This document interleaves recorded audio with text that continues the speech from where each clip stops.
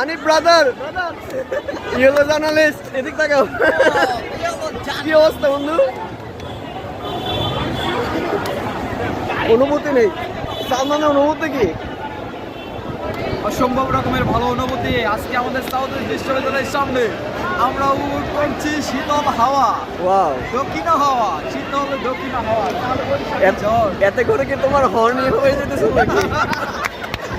না, এই ঝড় যদি আরো বিশেষ গতিবেগে আসে তাহলে আমাদের একটু উপকার হবে। আমাদের মেঘটা হচ্ছে পিছিয়ে দেওয়া হবে। আচ্ছা, চীনে যে সতর্কবার্তা করছে 50 কেজি নিচে হলেও আমাদের সম্ভাবনা আছে। আমাদের প্রয়োজন এমনকি আমাদের আমি উড়ে যাচ্ছি, আমি উড়ে যাচ্ছি। চীনে যে সতর্কবার্তা দিচ্ছে যে 50 কেজি নিচে হলে উড়ে যাওয়ার সম্ভাবনা আছে, এই সম্ভাবনা কি বাংলাদেশে আছে? এই সম্ভাবনাটা বাংলাদেশে আরো বেশি আছে, কারণ সুন্দরবন কেটে রামপাল বিদ্যুৎ উৎপাদন কেন্দ্র তৈরি করা হচ্ছে। এখন ধূলিঝড়ে সব করিয়ে নিয়ে যাবে, যেমন করিয়ে নিয়ে যাচ্ছে। আপনারা দেখতে পাচ্ছেন চাউ বৃষ্টির ভিতরে, দেখেন এগুলি দেখান, সবাইকে দেখান।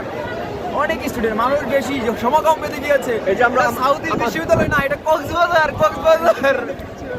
এই যে আমাদের পাশে আছে কক্সবাজারের রোহিঙ্গা সমুদ্রের লোক, রোহিঙ্গা আছে, রোহিঙ্গা সাক্ষাৎকার নিতে পারেন রোহিঙ্গা।